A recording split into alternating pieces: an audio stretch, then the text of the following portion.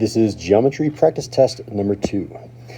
And number 1, it's asking you to identify each of these pairs of angles as those words. It can either be corresponding, alternate interior, alternate exterior, same side, interior, vertical, or adjacent. And for these, you need to show why. Everything needs to show your work, right? So notice that this is going to be called the transversal, just as a reminder. This is the transversal. And these two lines here and here are the parallel lines. So in our case, we are on the same side of the transversal. So I'll write this down. We are on the same side. And then as my explanation, it's same side of the transversal. They're both on the left, right? And then what about the parallel lines? Are they on the inside or on the outside? And it's pretty clear that these angles are on the inside of the parallel lines, so it's going to be interior. So same side interior, and it's interior of the parallel lines. And this is going to be true for every single question, with the exception of corresponding. You're usually going to be talking about the transversal and talking about the parallel lines. So what about in this one? Notice on this side, or on number 2, we're on different sides of the transversal. On the transversal, we're on the left and we're on the right. So now we are on alternate sides of the transversal. So this is going to be alternate. And the way that I explain this word is it's alternate of the transversal.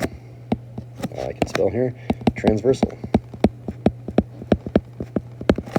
And are we on the inside or the outside now of the parallel lines? We are on the outside of the parallel lines, so this is going to be exterior. So alternate exterior. And exterior of what? Exterior of the parallel lines.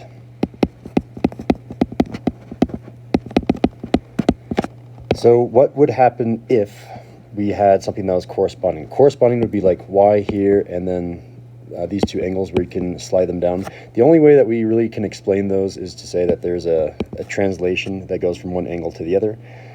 Vertical angles are on, they're on the diagonal of two intersecting lines. Adjacent just means neighbors. They're on the same line. So those are the ways that you would explain all of those. And number 3, find the measure of the angle indicated. So in this one, you just need to identify the angle and then say what's going on. So in this case, notice that we have alternate exterior,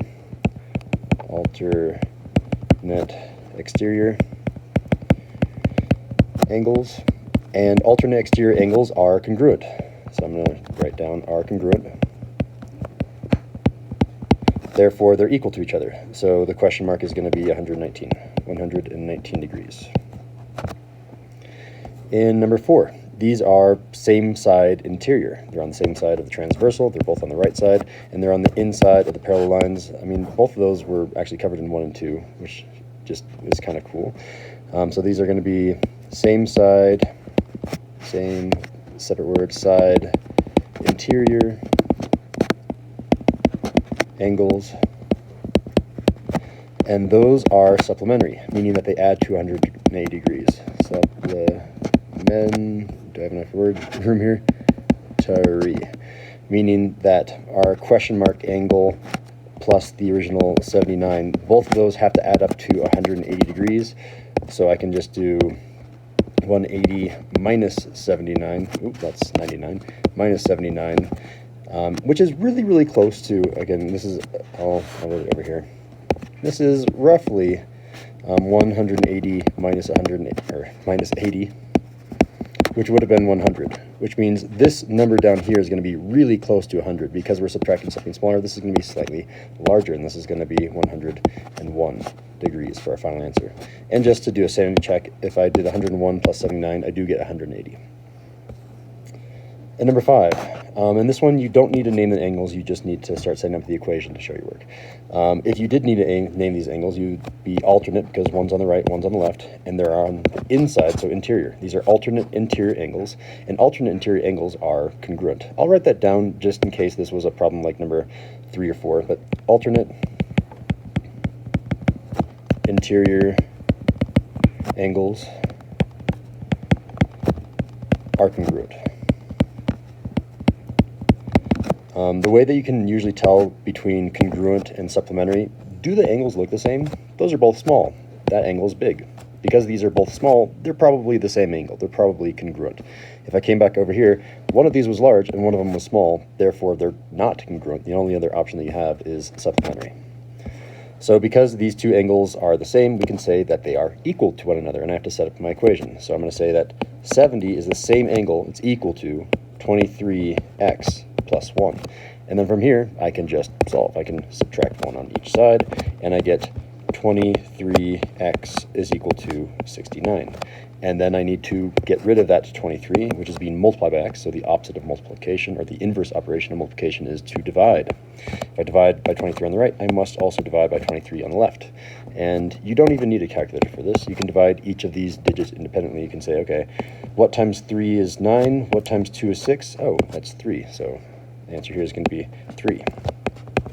And I'm going to reread the instructions. We're only trying to find x. This is different than problems number 7 and 8. In number 7 and 8, we need to not only find x, but then we need to plug it back into this darker angle, the bold angle, as opposed to this gray angle. So this is going to be our final answer. It's just going to be 3. In number 6, notice that these angles are not the same. One's small, one's big. Therefore, it's not congruent, but in this case, it's going to be supplementary. In fact, I'm going to write out that name just in case this ever appeared on problems 1 through 4. I would say that these are not corresponding. These are neighbors. Neighbors is adjacent. I'll say adjacent angles. And sometimes you can say that these are the same thing as a linear pair. Linear pair specifically means it's a pair of angles that adds up to 180 degrees. I'm fine with both definition. But adjacent angles, in this case, I said on a line, are supplementary.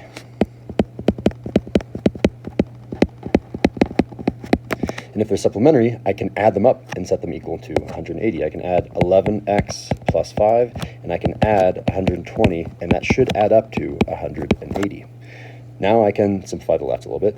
I can add, notice the plus 5 and plus 120 to get 11x plus 125 is equal to 180. And then from here I can subtract that 125. If I subtract 125 from the left, I also have to do it to the right, minus 125. Those are now gone, leaving me with just an 11x. 11x on the left, and on the right I have, what is that going to be, 55? And then finally, we just need to divide by 11 on both sides, divide by 11, and x is going to be equal to 5. Again, just reread the instructions on each of these problems, make sure you're doing them right. The instructions say to solve for x, and we have x, so we are done. In number 7, we are doing basically all of the same steps that we're doing in 5 and 6. We're finding x, and then we are trying to plug that back in for the appropriate angle. So let's start out by, what do we have here? We have same side, interior. Same side should be 2 separate words, shouldn't they? So I'll move that right there, maybe, sure. Same side, interior. Maybe there's a hyphen in here. And that means those angles are supplementary.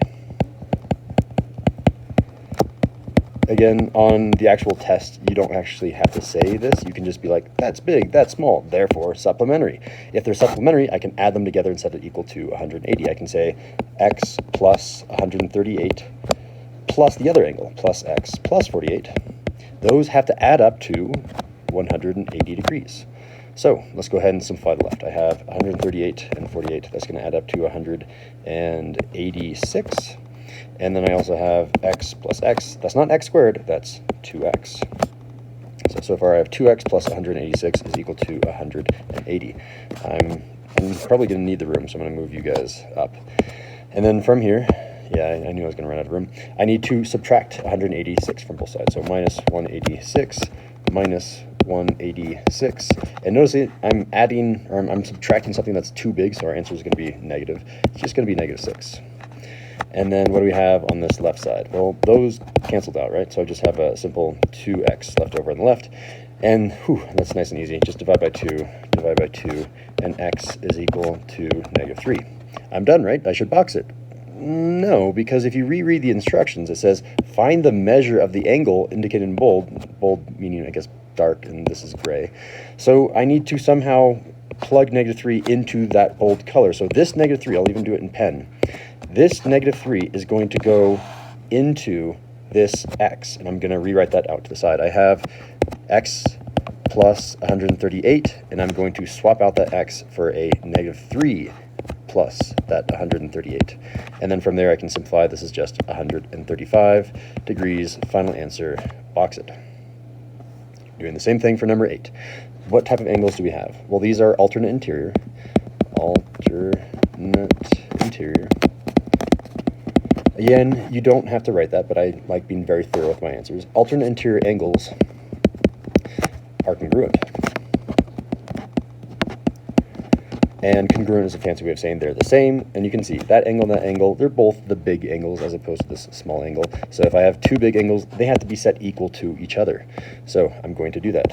I think I have enough room to do it right here. I can say 9x plus 16, that's an 11, plus 16 is equal to 10x plus 7. And then I'm going to solve for x. And I won't be done after I solve for x. I'll need to plug it back in. So let's get all the x's on the same side. That's usually my first step. I choose to subtract 9x on both the left and right side of the equal to sign because I'll probably have a positive coefficient. And I like having positive coefficients. All right, you're gone, leaving behind a positive 16.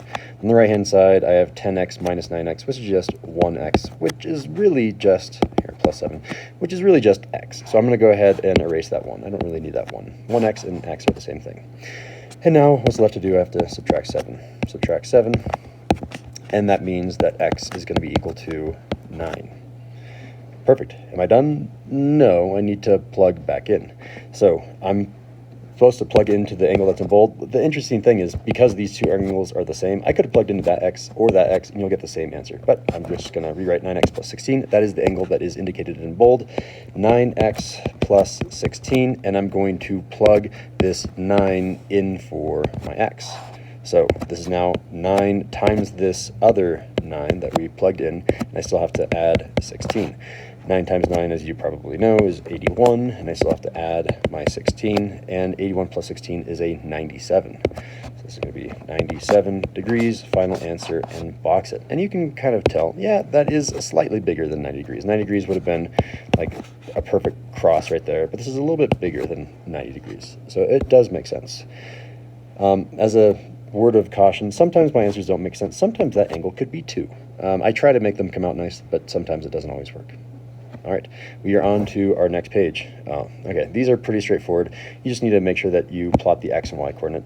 As a reminder, it goes x and then y. So it goes left versus right first, and then comma, up versus down, where down is negative, left is negative, right is positive, up is positive. So -7, 0, you go left 7, I can go left 7, and then I'm going to go up 0, which means I stay right here on the x-intercept. And make sure that you're labeling these with the correct points. This needs to be labeled P. All right, then I'm on to 6, 9, which means right 6, up 9, right 6, up 9 is that point right there. And we will label that Q. And then I have 4, 0, so that means right 4, up 0, right 4, I might do that with my laser pointer, right 4, up 0 means I stay right there, and I have my next point, which is going to be entitled R. Next we have S, which means right 1, down 5, right 1, down, I need to come off down here, right 1, down 5 is going to be right here, and that's going to be labeled S. And then finally we have T, which is right 9, up 10, so let's go right 9, up 10, and we have this point, which we will label T. And number 10, you need to state the quadrant or axis that each point lies in. So notice that we have a negative and then a negative, and just as a way, this is how I show my work. This means go left, and this means go down. And if you want to draw out these again, it's quadrant 1, quadrant 2, quadrant 3, and quadrant 4. Those are the Roman numerals. And if I go left down, I'm down here in quadrant 3. So the answer here is quadrant 3, and it's because it's in the bottom left. All right, 0, -5. Just as a reminder, this is the x-axis, this is the y-axis, and 0 means don't move right or left, and this -5 means go down. So if I don't move right or left and just move down, then my final answer is going to be down here somewhere, and notice that that lies on the y-axis. So you can say y-axis, and the explanation for that is another way of writing, I mean, all I have right here is full points because I labeled it, but another way of explaining that is because x coordinate is 0. That's the definition of being on the y-axis, a y-intercept, right? Then we have number 12. So I need to label the coordinates of each of these points.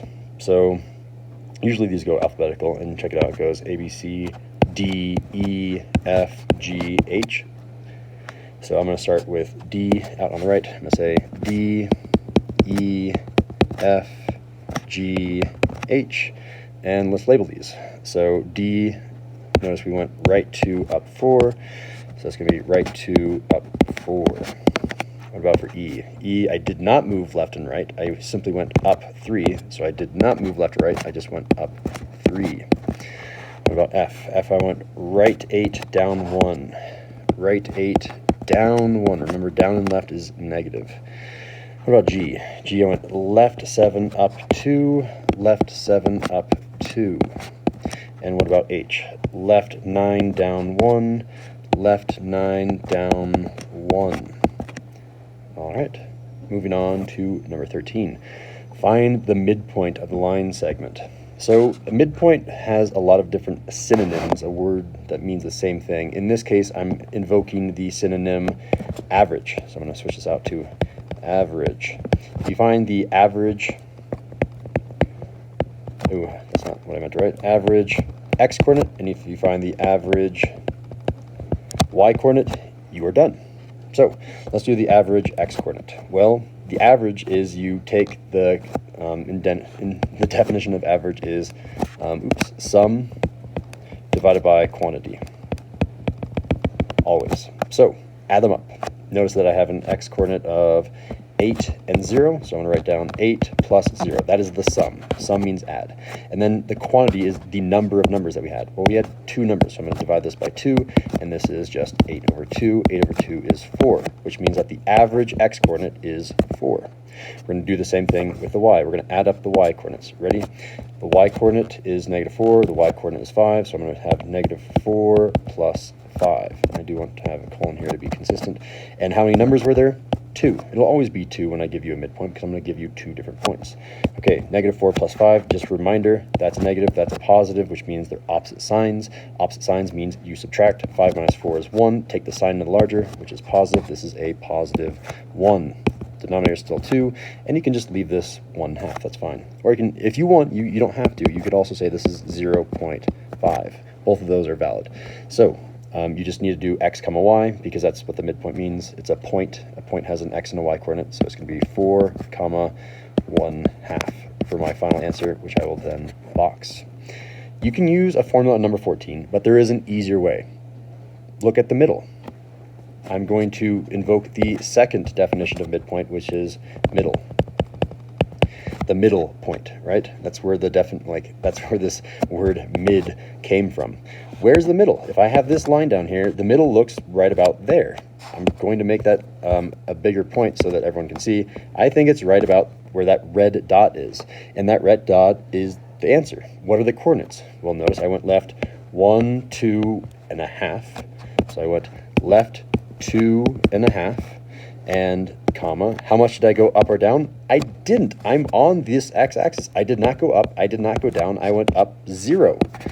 There's our answer. It's -2.5, 0. For those of you that really like using formulas, I'll do this another way. You can write this as -5 comma 2 for this point, and you can write this point down here as 0 comma -2 and do the same thing that we did before.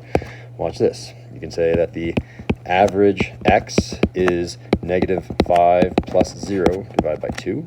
and I can simplify that to negative 5 halves, which, as I wrote up above, is negative 2 1/2. And again, you can treat this as a decimal. Remember, this is the same thing as negative 2.5, and this is the same thing as negative 2.5. I don't care if you use decimals or fractions. And then you do the same thing for the average of the x's, or average of the y, sorry. So the average y in this case, or our y coordinates, 2 and negative 2. So I have 2 and negative 2. You add them. You always add when you're trying to find the midpoint, and that's going to be divided by 2, which means I'm going to have 0 divided by 2, and 0 divided by anything other than 0, of course, is 0. So that's where our y coordinate came from. 0, 0 matches up, negative 2.5, negative 2.5 matches up. There are two different ways of solving this problem, but either way, I'm going to box my final answer, which is negative 2 1/2, comma 0. Number 15. Find the other endpoint of the line segment. So I'm noticing a lot of people are using this second method, which is really popular. And they are essentially doing endpoint, midpoint, and then another endpoint. So I'll write down another endpoint. And they're just doing a leapfrog game. So leapfrog, if I'm pronouncing that right. So 8 jumps to 1. And then that's going to jump again to the x coordinate of this endpoint. So how much did you do in your first jump? I went from 8 to 1, so I subtracted 7. Your leapfrog has to leap the same amount, so it has to also be a minus 7.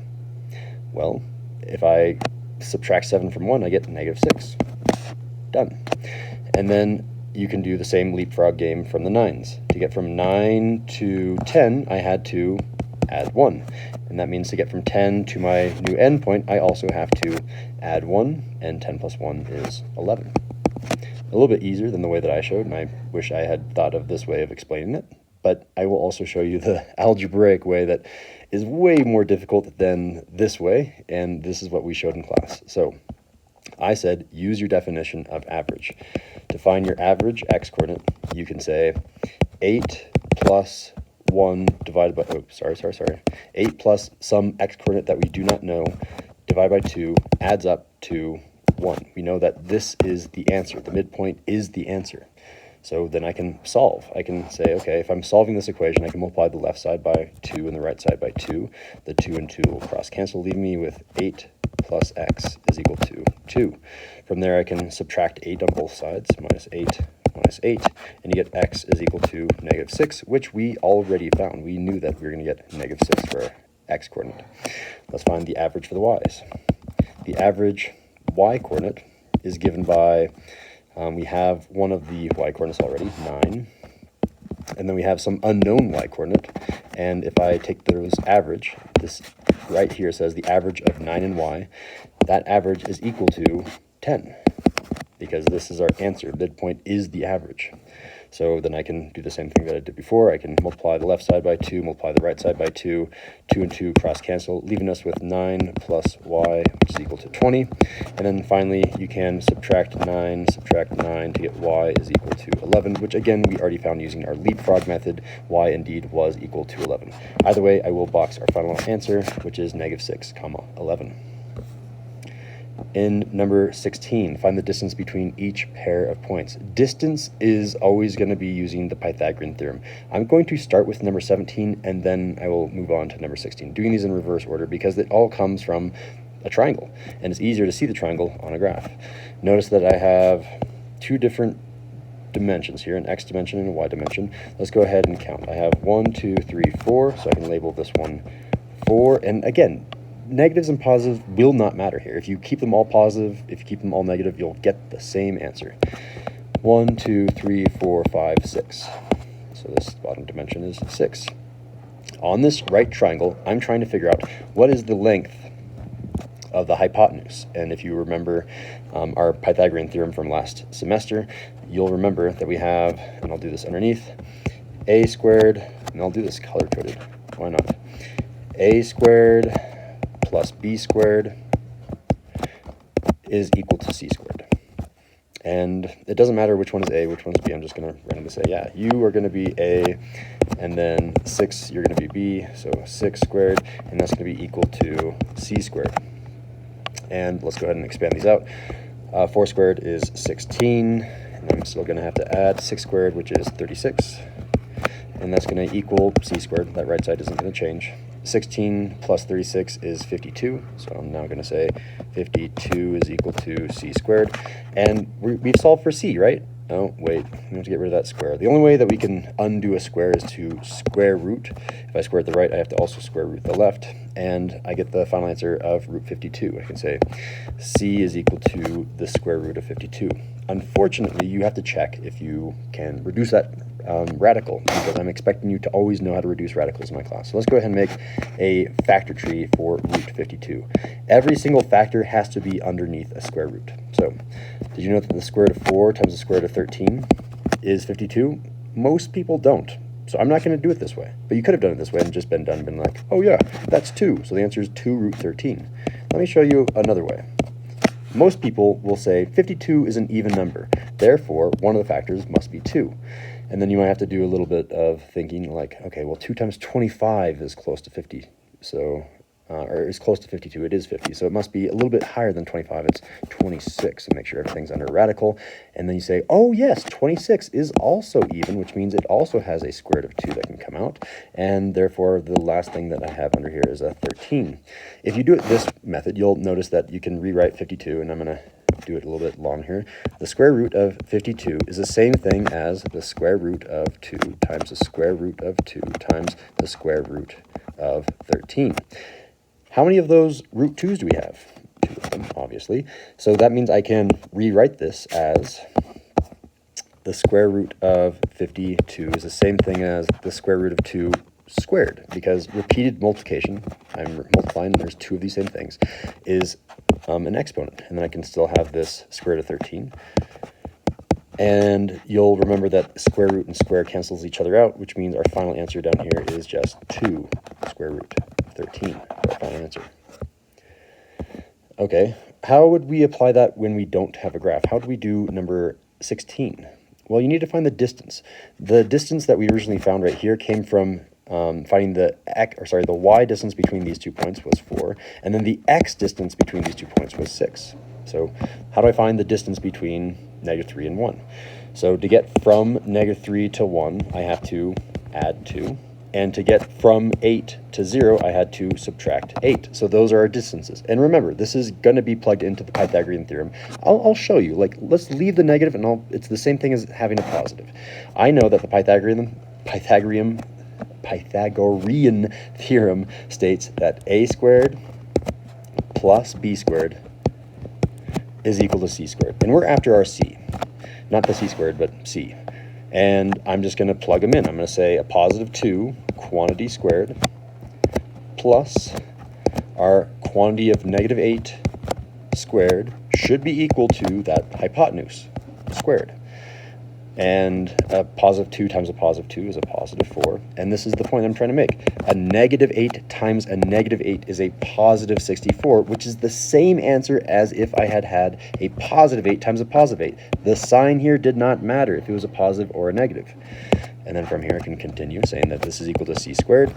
And I can add those up. 64 plus 4, if you didn't know, is 68. And that's equal to c squared.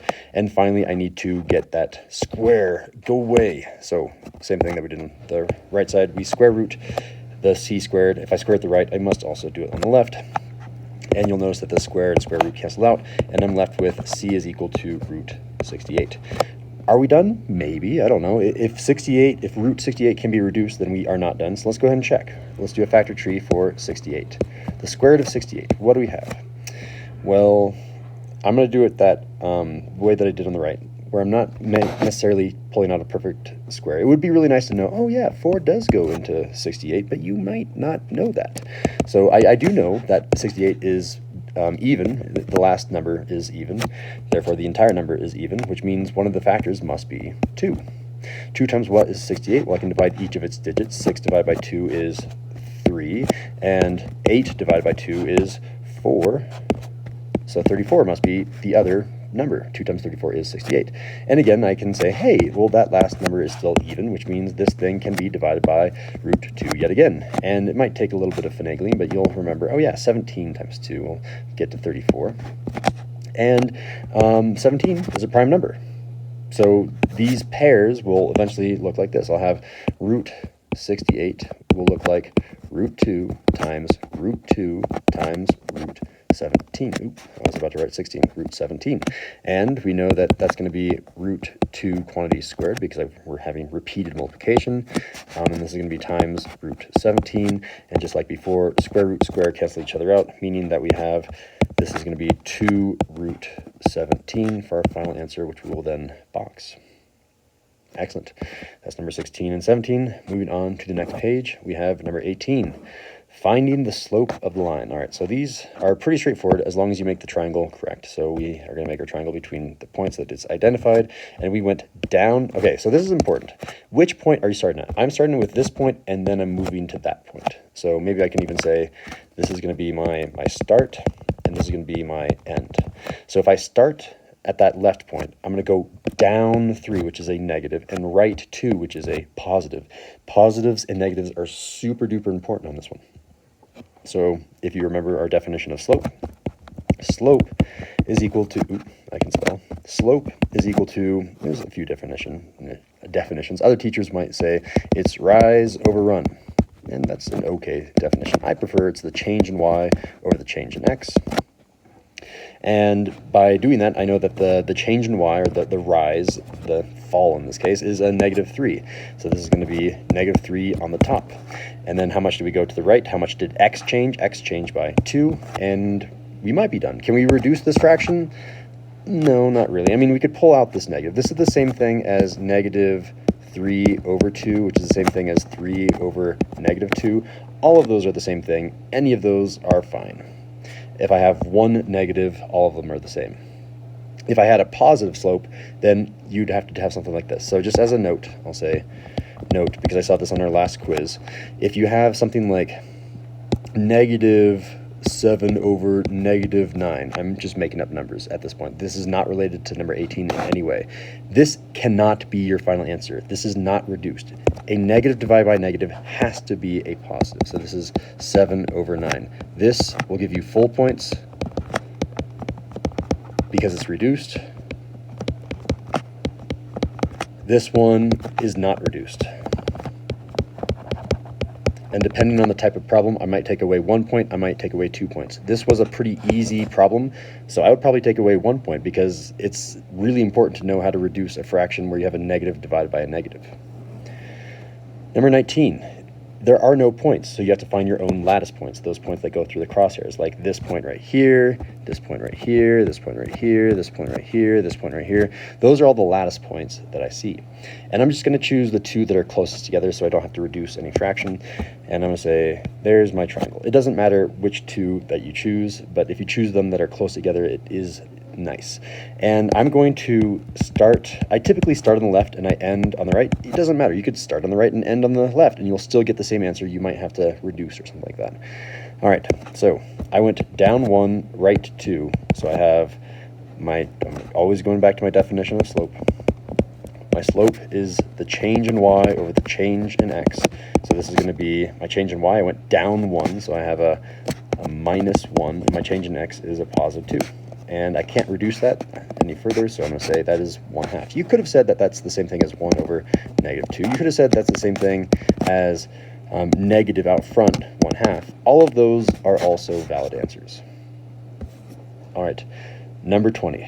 Find the slope of the line through these pairs of points. Again, I'm using that definition of slope. Slope is equal to the change in y over the change in x. And I know there are some textbooks that will do something like this. They'll say it's y2 minus y1 all over x2 minus x1. And again, it doesn't. I could also switch the 2 and the 1. It would still be the same formula as long as I also switch the 2 and the 1 in the bottom. That's fine. They're interchangeable. I don't really use that definition all that often because I'm just like, I know how to get from -16 to 20. But if you don't, then maybe you want to plug in. Let's test this. If you haven't done this problem already, go ahead and guess right now. How much do you have to move to get from 16 to 20? Can you just use this definition? If you said 4, then maybe you should use this definition because the answer is not 4. I had to go from 16 to 0 and then from 0 to -20. I had to move 36 units. And to prove that to you, I'm going to use this formula. I will say, okay, I'm going to say this is my y2, y1. Oh, wait. What am I doing? This is my y2, and this is my x2, and this is my y1, and this is my x1. So plugging into my formula, I'm going to have y2, 13, minus. Okay, this minus sign and this minus sign are the same minus sign. Now I'm just going to rewrite y1, and y1 has another negative. It's negative 15. So I have negative 15. In the, that 15 looked a little bit bad, huh? There. And then in the denominator, I had x2, which again is negative 20 coming down here. Negative, oops, moved it, negative 20. And then I'm going to subtract, again, just making sure you understand this subtraction and that subtraction are the same thing. And now I'm going to rewrite x1. x1 is 16, so I'm just going to say 16. All right, how do we simplify this thing? Well, I have a double negative. Double negatives, when they kiss, they become positive, and 13 plus 15 is a 28. What about that denominator? Well, notice that these are the same sign. I have a negative and a negative. Whenever you have the same sign, you add them and take the sign of the larger. So adding 20 and adding 16 is 36. So I'm going to say 36. And take the sign of the larger, well, either one of them is negative, so no worries there. And I'm not done, because I can reduce this. 28 and 36 seem like they're big numbers. They are. You could divide both of them by 4. And I think you could divide them... no, I can't divide by anymore. But let's say you didn't know you could divide by 4. Maybe I just divide by 2. If I divide both the numerator and denominator by 2, I get 14 over negative 18. Be careful. This negative will stay. This negative will stay here, and it will always stay in your problem. All right, obviously those can be divided again. I can divide both the top and bottom by 2, and I'm going to get 7 over negative 9, which is our final answer, which, again, you could have written as negative 7 over positive 9, which is the same thing as a negative out front, 7/9. All of these are also valid answers. All right, moving on to number 21. We have an equation given to us in slope-intercept form, where the slope is this number out in front of the x, and the y-intercept is this second number. The way that you graph these is you first graph the y-intercept to positive 2. So I'm going to come up to positive 2 and graph that point. And then this slope over here gives you instructions on how to move from our y-intercept to the next series of points. So let me do the analysis of slope. Our slope, I don't know what happened here. Our slope here is negative 2/3, and I can, here, I'll just write negative 2/3. I don't really like this negative being out front. I want either in the top or the bottom, so I'm just going to arbitrarily say, I'm going to choose the top. Sure, why not? Negative 2 over positive 3. So now I can also say this is the same thing as 2 over negative 3, putting the negative in the bottom. And just to make this clear, this should have been like out front. So if I have this definition says go down 2 and then go right 3, as opposed to this definition, which says go up 2 and go left 3. So all of these are correct. So I can choose, I'm just going to randomly say that one. From this this y-intercept, I'm going to go down 2, right 3. So down 2, right 3, and I get a point. And I'm going to go another down 2, right 3, because I can. So I'm going to go down 2, right 3, and I get another point. Cool. I could have chosen the other direction. I'm going to. From that y-intercept, I can go up 2, left 3. So if I go up 2, left 3, I get this point right here. And I can do that again. I can go up 2, left 3, and I can be on that very corner of the graph. Typically speaking, on these graphing problems, I want you to graph as many points as possible. In this case, I have 5. I want you to graph all 5 of those. And then from here, you will hopefully have a ruler. If you are at home, hopefully you have like a book or something straight. You can even use your phone. That's straight, right? And then you make a line that goes through those points. All right, and it goes forever and ever in that direction, forever and ever in that direction, so there are arrows. Just as a sanity check, something that you can use. If this number out in front is negative, if I roll a ball from the left, it should roll downhill, and it is indeed going downhill because it's negative. If I have something that looks like this and I have a ball up here, then it will have to roll uphill, meaning it is positive. All right. Number 22 is very similar to the problem that we had on our last quiz, where it seems like we're missing some information. I don't have a fraction. I don't even have a number out here. I don't have a y-intercept. So I'm going to rewrite this into something that makes it a little bit easier to see. This is the same thing as y equals 2 over 1x. I made it into a fraction. And where did our y-intercept go? it's plus 0. Sometimes that will happen. So our plus 0 is our y-intercept, meaning that we have to go through the origin as our first point. And then this slope, which I'll do the analysis over here on the right, is going to tell us the instructions of what to do from our y-intercept. Our slope is 2 over 1, which could have been the same thing as negative 2 over negative 1, which is unsimplified, but helps us to do our analysis. This positive 2 on the top means go up 2, and this positive 1 on the bottom means go right 1, as opposed to a negative 2, which would have said go down 2. That's not a very clear W. Go down 2, and then go left 1. So from our y-intercept, I'm going to do this first series of instructions, up to right 1. Up to right 1, we get a new point. Do that again. Up to right 1, we get a new point. And then I do it again. Up to right 1, we get a new point. Okay, now from this y-intercept, I'm going to do the reverse. I'm going to go down to left 1. So if I go down to left 1, I get this new point. Oop. And then we need to scroll down to left 1, down to left 1, and you can see the pattern. I want you to draw all points on your graph. Use some sort of straight material to make your graph with arrows on the end. There it is. Moving on to number 23. In number 23, I'm noticing immediately that this follows a familiar form. It follows this form where I have some number x plus some number y is equal to some number. That's called standard form. And the way, the shortcutty way of doing standard form is to only graph the x and y intercept. If I do that, the other shortcut on top of that is to scribble out one of the variables. So check this out. If I just scribble out this y, and therefore the 4 and the negative, look what I have left. I have this equation, 3x is equal to negative 12, and then I can divide by 3 to get x is equal to negative 4. And you probably could have done that in your head, but this is me showing my work just like you'll show your work on the test. And you'll go to x equals negative 4. I've graphed the x-intercept. Okay, now I'm going to erase that and say, okay, what happens if I had scribbled out that 3x? So what happens if I did this? If I scribble that out, then I get this equation, negative 4y equals negative 12. Negative 4y equals negative 12. And then, again, just like before, I'm going to divide by negative 4 in this case to isolate my variable. Divide by negative 4. And I get y is equal to, okay, be careful here, negative divided by negative is a positive, so 12 divided by 4 is a positive 3. And I can graph the y-coordinate to positive 3. Those are the x and y intercepts, and you can graph it. You'll notice that you can graph an additional point on here because what's really happening is you're going right 4 up 3, which means I can go another right 4 up 3, which has another point, which I will put on my graph, but I'm not going to grade you down if you don't do that when I give you a standard form question, because I've told you before, standard form does have a shortcut of only using 2 points, and I'm okay with that. So I'm going to go ahead and make a line that is nice and straight, and can I make it come out this way nice and straight as well? That looks straightish. There is my line. In number 24, I'll be either giving you like an x equals a number or a y equals number somewhere on your test. This is one of those. If I give you y equals negative 1, that's going to be a line that goes through the y-axis at negative 1. So here's my y-axis, there's negative 1, so it's going to have to go through negative 1. It wouldn't make sense to go through negative 1 this way, so it has to go through negative 1 this way, and that is indeed my answer.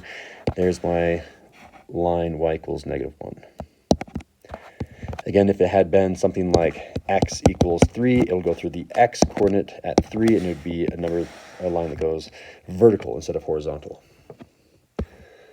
Number 25. Okay, both number 25 and number 26 on the test will be problems where you need to rearrange the equation and then graph it. I'm just seeing, oh yeah, there are a few more problems left. I'm just making sure how much time I have here. In number 25 and 26, you need to isolate y. And notice that y seems to be isolated, but it's negative y, which is unfortunate. We need a positive y isolated. So the only thing left to get this y by itself is to get rid of this negative. And the way that I do that is by multiplying the left side by negative 1. Whatever I do to the left, I must also do to the right, which means that entire right side, which is why I put the parentheses on it, has to be multiplied by negative 1, which is the equivalent of saying I need to distribute this negative 1 into both of these two numbers. Notice on the left side, a negative times a negative is a positive, which means the left side is now a positive y, which was the goal, right? We wanted to get a positive y by itself, not a negative y by itself. And then after I distribute a negative 1 times 4, it's essentially just changing the sign. So I have a negative 4. -4, and changing the sign. It used to be plus x, now it's a minus x. And I need to graph this. This form is a little bit tricky, so I'm going to go ahead and rewrite it another way. I'm going to say y equals, there's my -4. I'm just going to move you down here.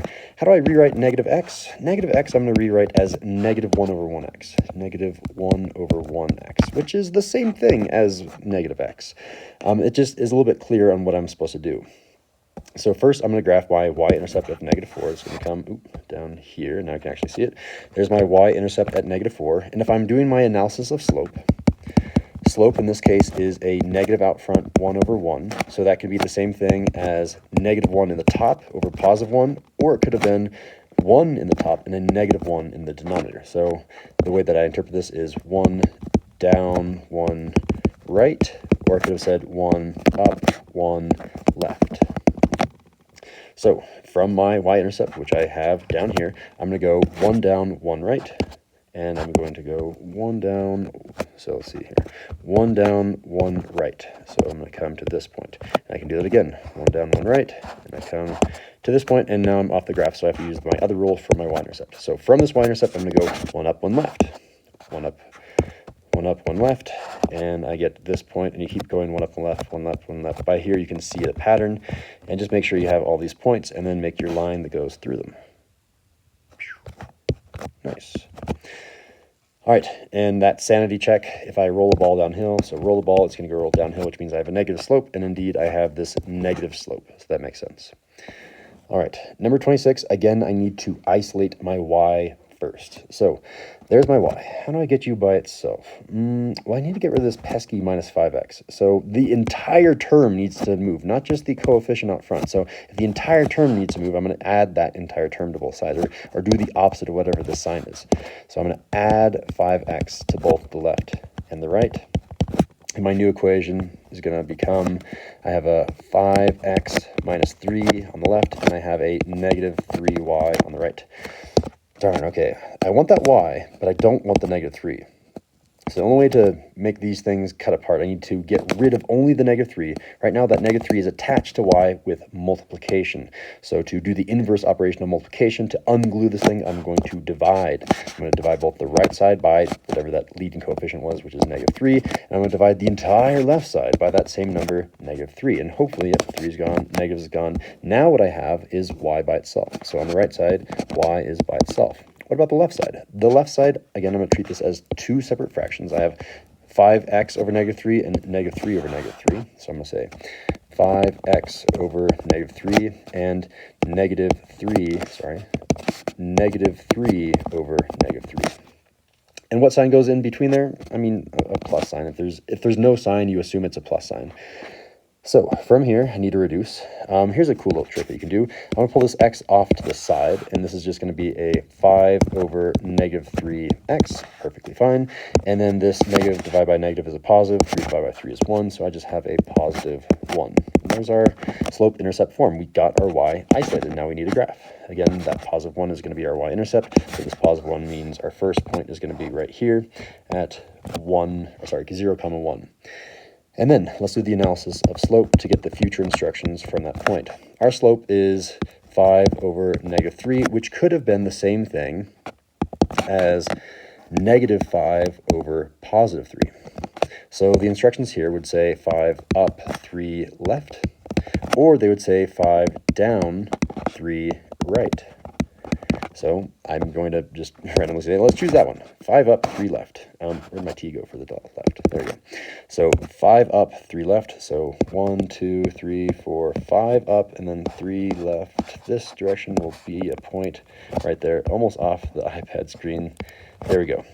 Or I could have alternatively done 5 down, 3 right. So 1, 2, 3, 4, 5, and then 1, 2, 3 gives you 3, -4, 3, -4. And there is our line. Make it with a straight ruler. All right, and there is number 26. On to number 27. Wait a second. 27 is, it's down here. Haha, it was hiding. All right, the slope-intercept form of the equation. Okay, well, just remember, these are pretty easy questions. This is slope-intercept form. Y equals, you guys don't like mx plus b. You like ax plus b, right? Ax plus b, because I don't know where the m came from. And we know that this number right here is going to be slope, and this number right here is going to be the y-intercept. I don't need to spell intercept, y-int. So that means that -4/5 is going to be our A, and -1 is going to be the B. Just write them in there. This is a 2-point question. You either knew it or you didn't, right? You don't really need to show work. So this is going to be y equals -4/5 x minus 1. You don't want to say plus a -1 because that's not simplified. You only want one operation in between everything. So there's our final answer, which we will then box. Number 28, kind of the same thing. Ooh, I will be a little bit careful here. We want to still start with y equals ax plus b.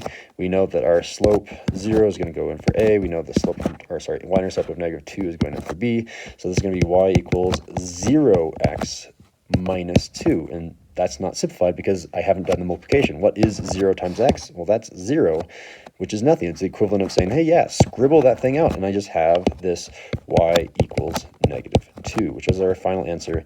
Just be careful here because I have a feeling that maybe the test will have a slope that is undefined. If the slope is undefined, there's only one type of equation that looks like that. And I'll just make this note down here. So note, if slope is equal to undefined, then the only time that you have that happen on a graph of, let's say that's the coordinate plane, is going to be where you have a vertical line right there. And the only time that you have that is with an equation that's like x equals wherever that x-intercept is. So maybe it's like x equals, I don't know, 3 or something like that. So just be careful. I might be able to trick you like that. All right, now we're on to number 29, on to this page. And this should be our last page, right? Yeah, because then it goes with the answers. All right, number 29. We are writing the slope-intercept form of the equation, which means we are writing the y equals ax plus b form of this line. Well, it's pretty easy to find that b, so it's going to be y equals something x plus b. Well, look at this. 1. It goes through the y-axis at 1, so that's going to be my b right here. 1. All right, what is my slope? Well, let's choose some lattice points. I'm going to choose the u and u. Those are the lattice points, the points on the line that go through those crosshairs on a graph. Making the triangle underneath to do our slope analysis, and I'm going to say that I'm starting at this point and I'm ending at this point, which means I'm going right 4, so plus 4, and I'm going up 1, so plus 1. So that means my slope in this case is the change in y over the change in x, just as a reminder. And my change in y went up 1, so it's a positive 1, and I went right 4, so it's a positive 4, and I don't really need those signs. It's just 1 over 4. So I'm going to go ahead and put this 1 over 4 into my slope. 1 over 4x plus 1 is my final answer, which I will then box. Number 30.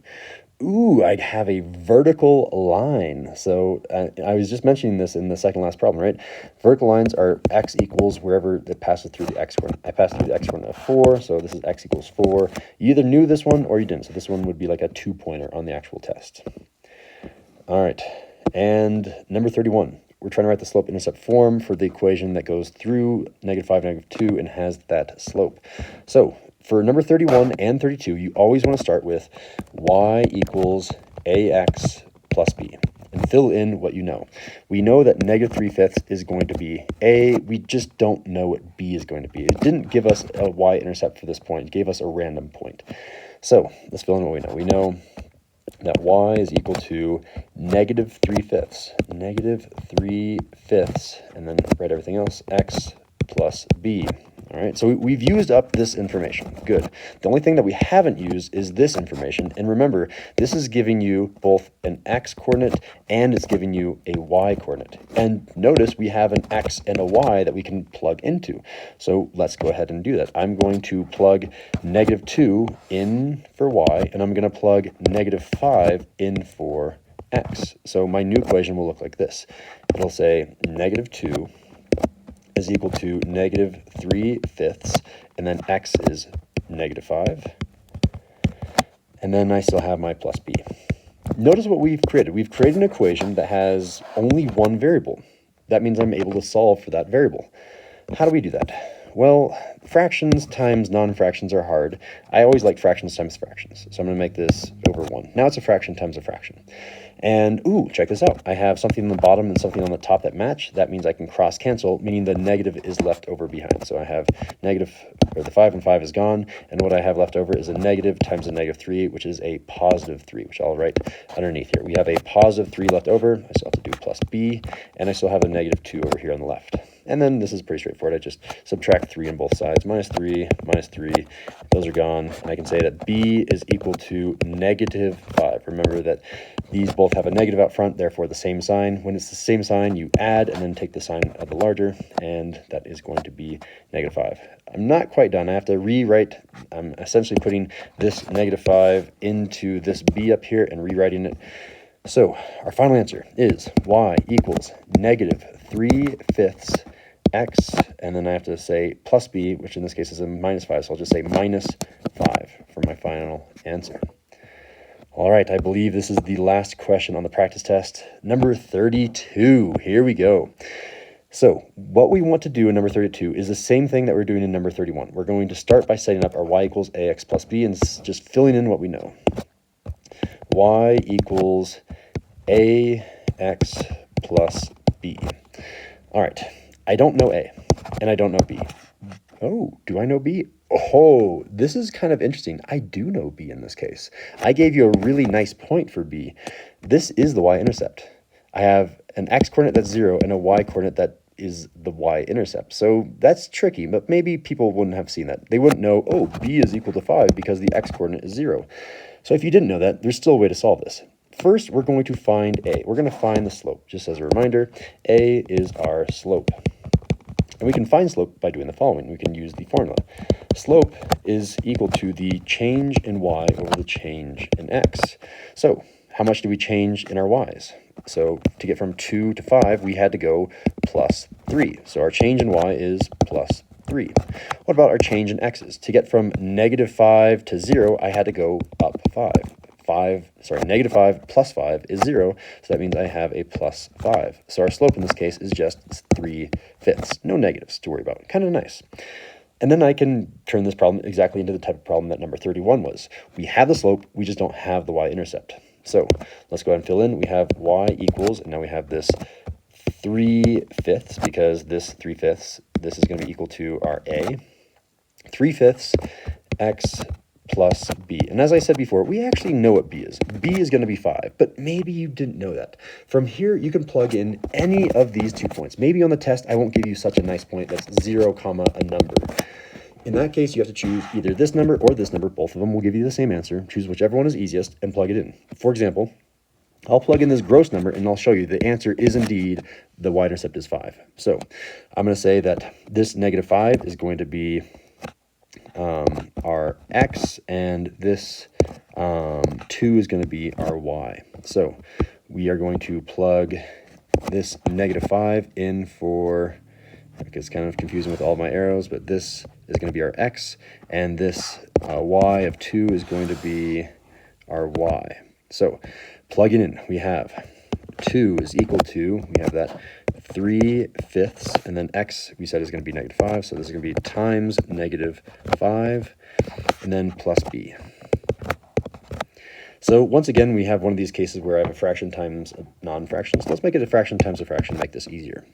Now that it's a fraction times a fraction, I can cross cancel. Check it out. I have cross the 5, cross the 5. What do I have left over? Ignore the 1, ignore the 5, ignore that 5. I just have a negative 3.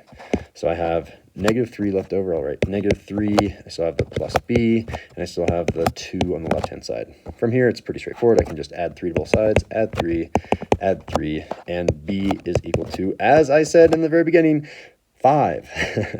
So from here, I can now rewrite this 5. I'm going to put this 5 in for this b, and then I'm going to rewrite. This is going to be y is equal to 3/5 x plus 5 for my final answer.